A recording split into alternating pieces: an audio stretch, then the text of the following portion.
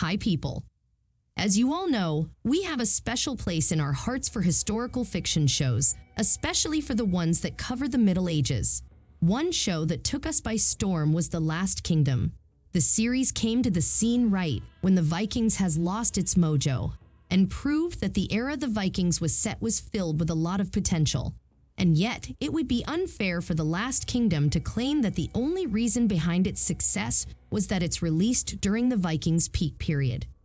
To be honest, in many ways, we believe The Last Kingdom is one of the most unique shows that ever got released.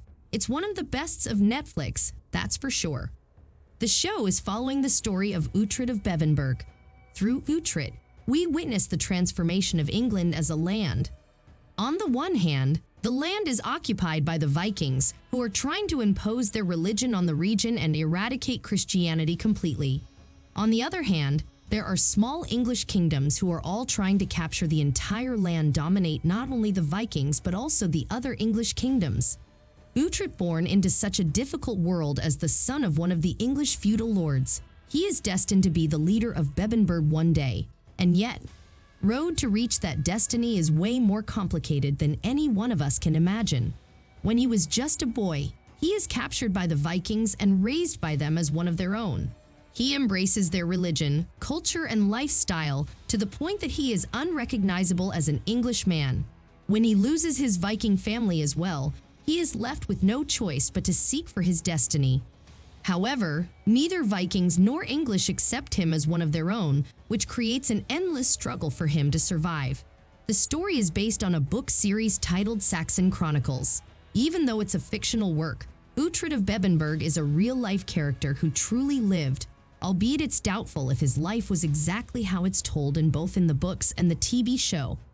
Regardless, there is no doubt that both the books and the Netflix show attracted millions of viewers across the world.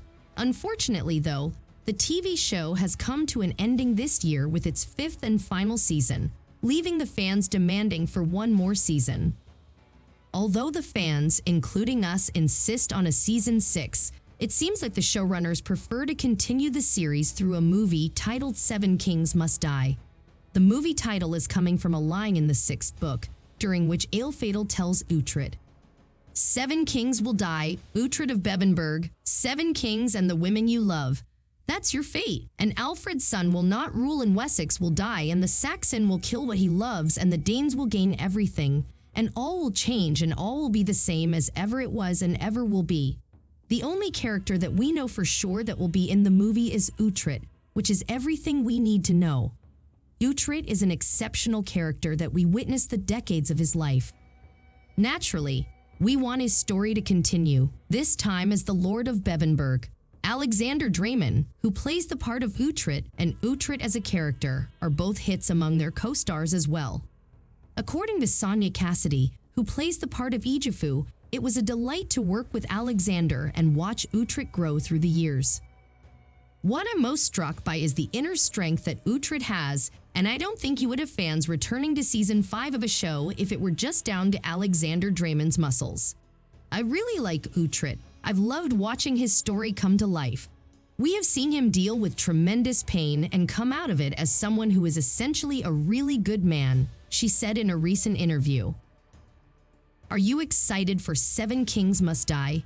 Let us know what you think in the comments below, and don't forget to like, subscribe, and share the video. Thank you for watching. See you soon.